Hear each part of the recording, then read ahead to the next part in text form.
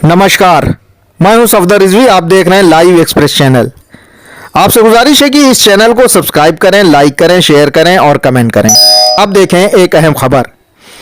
इस चुनाव में दो महिला नेता अपने अपने हिसाब से वोटरों को अपने पक्ष में करने में लगी हैं और उन्हें लगता है उन्होंने जो कदम उठाए हैं उससे उन्हें सफलता मिलेगी, लेकिन कुछ दलों के नेता उनके सपने चूर करने में लगे हैं। आज हम चर्चा इसी पर करेंगे कि इस चुनाव में ज्यादातर दल के नेता किस वोटर को अपने पक्ष में करने में लगे हुए हैं। कांग्रेस पार्टी की महिला नेता प्रियंका गांधी का पूरा ध्यान उत्तर प्रदेश चुनावों पर है। हालांकि कांग्रेस एक लंबे अरसे से निष्क्रिय हो गई है, उसका दमखम खत्म हो रहा है। उसके नेता और कार्यकर्ता हाथ पर हाथ रखे बैठे थे, उनमें ऊर्जा की कमी दिखाई दे रही थी, उनमें वो तेजी नहीं दिखाई दे रही थी जो देखी जाती थी। इन्हीं सारी बातों को देखते हुए प्रियंका गांधी ने महिलाओं पर डोरा डालने की योजना बनाई। महिलाओं को ताकतवर बनाने की बात कही गई। इसी मकसद के तहत प्रियंका गांधी ने ऐलान किया कि 40% महिलाओं को टिकट दिया जाएगा और टिकट दिया भी गया, लेकिन महिलाओं के जरिए वो पार्टी को ऊर्जावान बना पाने में फिलहाल सफल होती नजर नहीं आ रही हैं। कैसी कैसी महिलाओं को टिकट दिया गया ये सब सामने आ चुका है। अभी से ये बताया जा रहा है कि कांग्रेस का भविष्य क्या है, इस चुनाव में उसे कितनी सीटें हासिल होंगी। ऐसा इसलिए कहा जा रहा है क्योंकि उत्तर प्रदेश के चुनाव जातीय आधार पर होते हैं।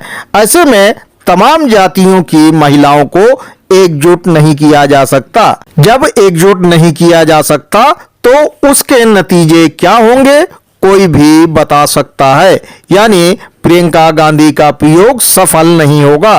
प्रियंका गांधी को ऐसा प्रयोग इसलिए करना पड़ा था क्योंकि उनका पारंपरिक वोट बैंक उनकी पार्टी से बिदक गया था। ये वोट बैंक मुस्लिम और दलितों का है। कांग्रेस नेतृत्व अपने दोनों हाथों में लड्डू लेने के चक्कर में आज ना हिंदुओं की पार्टी बन पाई है और ना ही मुसलमानों की हितैषी पार्टी।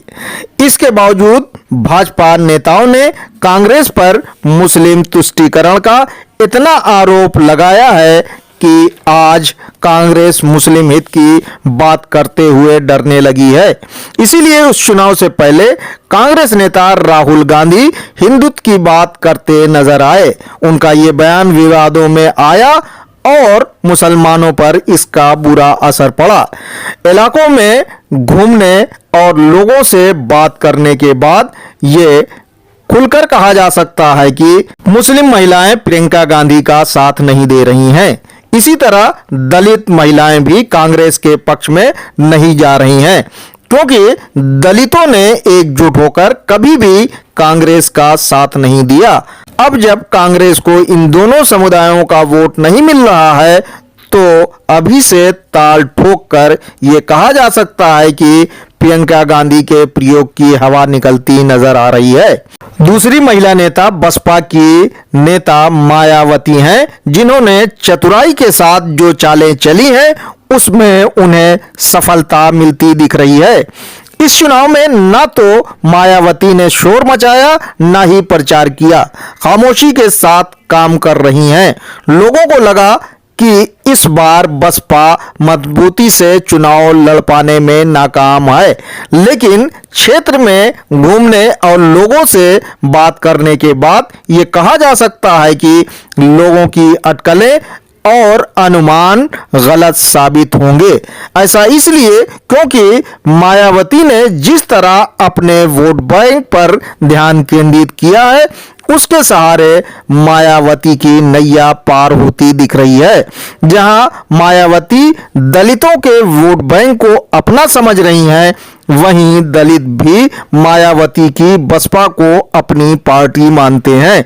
पिछले लोकसभा चुनाव में दलितों ने बसपा को वोट देकर बता दिया है कि ये उनकी पार्टी है। आज भी ऐसा ही दिख रहा है। दलित एकजुट होकर बसपा के पक्ष में है, लेकिन सिर्फ दलित वोटों से मायावती जीत हासिल नहीं कर सकती। इसलिए उन्होंने मुसलमानों को अपने पक्ष में करने के लिए खामोशी से काम किया है। उन्होंने पार्टी में मुस्लिम कार्यकर्ताओं की फौज खड़ी कर दी है। इतना ही नहीं, बल्कि मायावती ने मुस्लिम नेताओं को खासी तादाद में टिकट दिया है।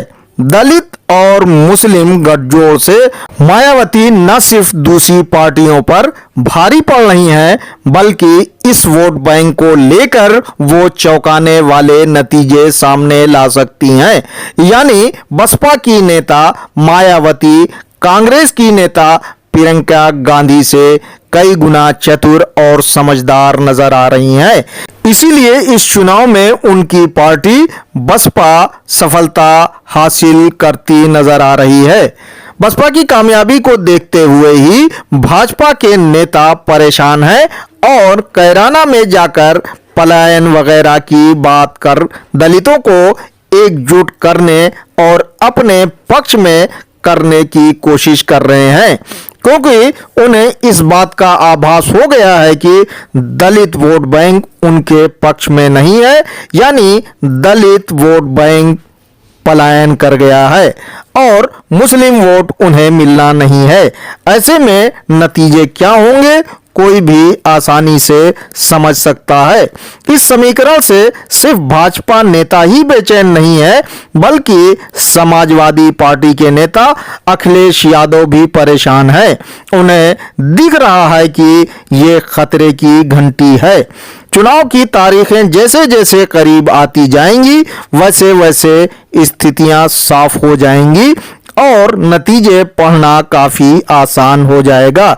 अभी फिलहाल जो ओपिनियन पोल सामने आ रहे हैं, उसमें यही बताया जा रहा है कि कांग्रेस और मायावती की हालत खराब है। ओपिनियन पोल में यह भी बताया जा रहा है कि भाजपा की सीटें कम हो रही हैं। इसके बावजूद ज्यादातर सर्वे बता रहे हैं कि भाजपा को बहुमत मिलेगा और योगी आदित्यनाथ एक बार फिर सरकार बनाने में सफल होंगे। दूसरे नंबर पर सपा को बताया जा रहा है। ओपिनियन पोल में जहां भाजपा को 200 से ज्यादा सीटें दी जा रही हैं, वहीं सपा को 100 सीटें दी जा रही हैं और बसपा और कांग्रेस को 25 के अंदर बताया जा रहा है। लेकिन सच्चाई ये है कि जो ओपिनियन पोल पेश किया जा रहा है, वो उम्मीदवारों के नाम घोषित होने से पहले लिया गया है, जबकि वोटर उम्मीदवार को देखने के बाद ही तय करते हैं कि किस पार्टी को और किस उम्मीदवार को वोट दिया जाए। बहरहाल इस चुनाव में मायावती की बसपा को कम आंकना बड़ी गलती हो सकती है, क्योंकि उनके पास दलित वोट है। जैसा कि माना जा रहा है कि मुस्लिम वोट भी उन्हें मिल रहा है। इसे देखते हुए ये कहा जा सकता है कि चुनाव नतीजे ओपिनियन पोल के मुताबिक नहीं होंगे। अजब नहीं कि बसपा कोई कमाल कर दे। आपसे गुजारिश है कि इस चैनल को सब्सक्राइब करें, लाइक करें, शेयर करें और कमेंट करें।